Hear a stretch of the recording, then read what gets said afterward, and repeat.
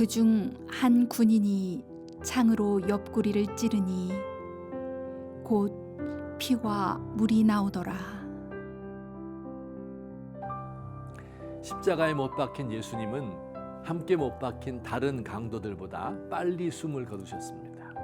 십자가 위에 죽어 늘어져 있는 예수님의 옆구리를 한 병사가 긴 창으로 푹 찔렀습니다. 예수님의 죽음을 다시 한번 확인하기 위하여서입니다. 그랬더니 예수님의 몸에서 피와 물이 쏟아져 나왔다고 합니다. 피와 물, 내출혈로 몸 안에 고여있던 피와 더불어 맑은 액체가 함께 흘렀습니다. 예수님의 몸에서 피와 물이 나온 것은 아주 중요한 상징적인 의미를 지니고 있습니다. 예수님의 몸에서 피와 물이 흘러나온 것은 우리 구원의 큰 특징을 보여주고 있습니다. 첫째, 피가 나온 것은 예수님이 십자가에서 죽으심으로 죄와 죽음의 문제를 해결하셨음을 상징합니다. 여러분, 피라는 것은 참 이상한 것입니다. 우리 신체를 돌면서 산소와 영양분을 공급해 주지요. 누구나 몸 안에 피를 가지고 있는데 피가 밖으로 나오거나 보여지면 안 됩니다. 피가 몸 밖으로 나오면 죽기 때문입니다.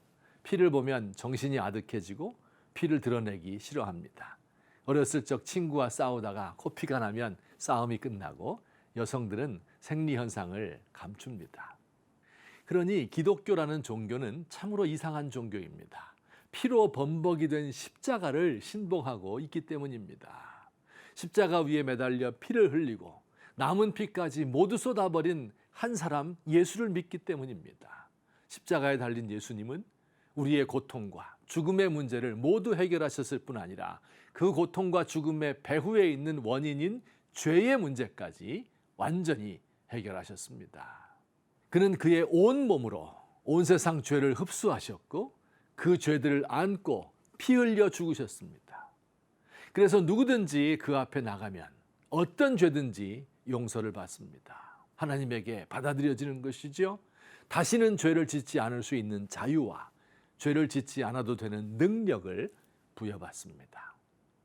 둘째, 물은 세상을 살리는 예수님의 생명을 의미합니다. 예수님은 요한복음 7장에서 당신의 배에서 생수의 강이 흘러나올 것을 말씀하셨습니다.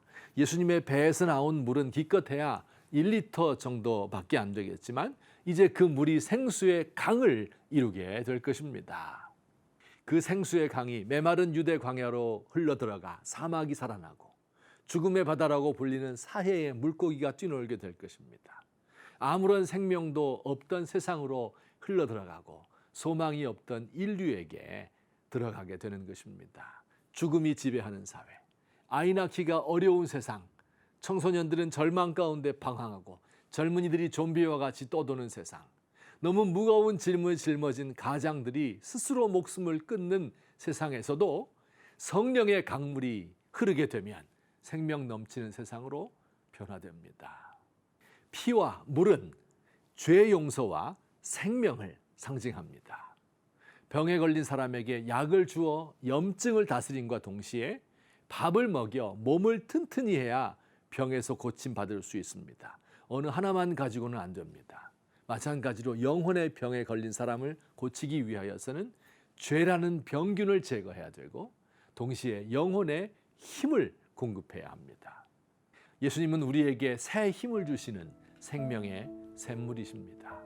예수를 믿은 사람들에게 두렵게 하는 것들을 이길 수 있는 힘을 주시고 고난의 환경을 극복할 수 있는 용기를 주십니다.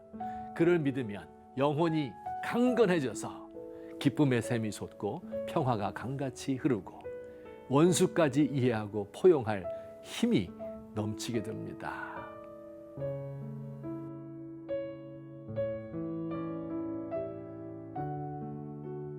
주님, 사망의 그늘이 우리 사회를 뒤덮고 있습니다. 사람들이 서로를 죽일 듯 미워하고 분노를 못 이겨 합니다.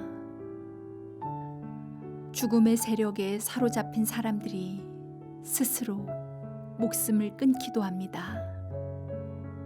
죽음의 행진을 멈출 능력은 오직 생명의 주인으로부터 나옴을 믿습니다. 그가 우리를 위하여 피와 물을 흘리셨음을 믿습니다.